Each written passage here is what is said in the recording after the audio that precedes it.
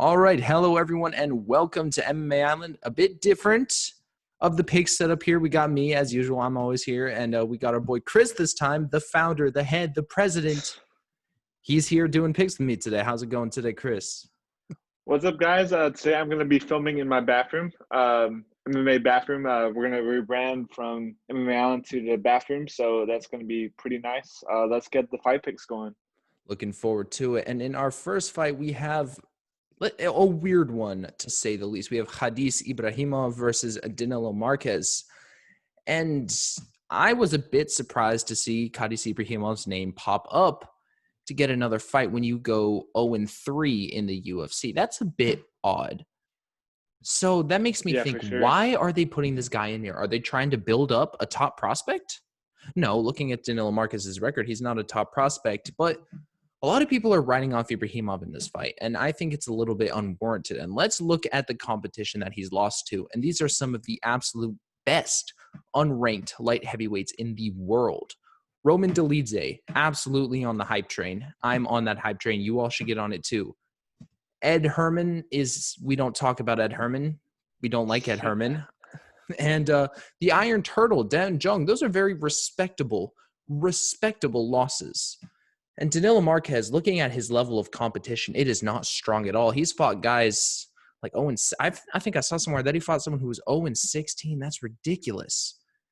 Saying he has a padded record is an understatement. And he's 34 years old. And one thing that I really noticed about Danilo Marques is that he is 6'6". That is huge for light heavyweight. He's absolutely massive. But also what I noticed is that he's painfully slow.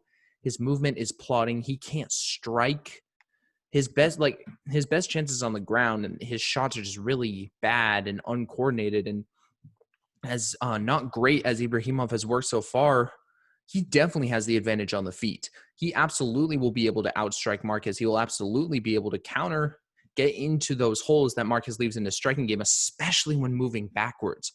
When Marques is moved backwards, he is absolutely susceptible, and that's why I think Ibragimov is going to win this fight. And to see that Marques has been knocked out before his time in the UFC, and he got knocked out in the first against this guy, Marcio Tellez, who is a 7-7. Well, maybe you can count that as a fluke. If you get knocked out outside the UFC and you're facing a guy who usually is known for knockouts outside of the UFC as well, I guess, and who didn't lose before coming into the UFC, you kind of have to favor the guy who has been able to win against similar competition where Marques hasn't. So I'm going to say Khadis Ibragimov is going to win by first or second round knockout. Mm-hmm.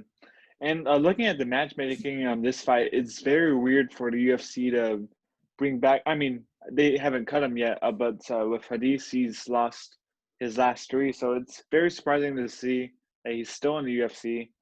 And like looking at the fight itself, I feel like UFC like made it to where it's tailored for Marques to win it. But like with Khadis, I feel like a lot of people are counting him out because he's lost his first 3 fights in the UFC. But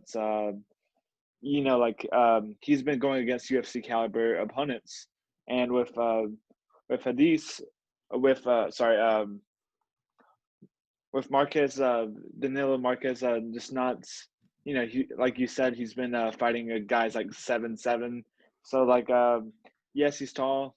Yes, he's like stuck in the mud almost. But with Khadis, it's a big question to me because we haven't seen what he's been able to do successfully in the octagon. So I think with Khadis, I think this will be an upset win for him and his first win in the UFC.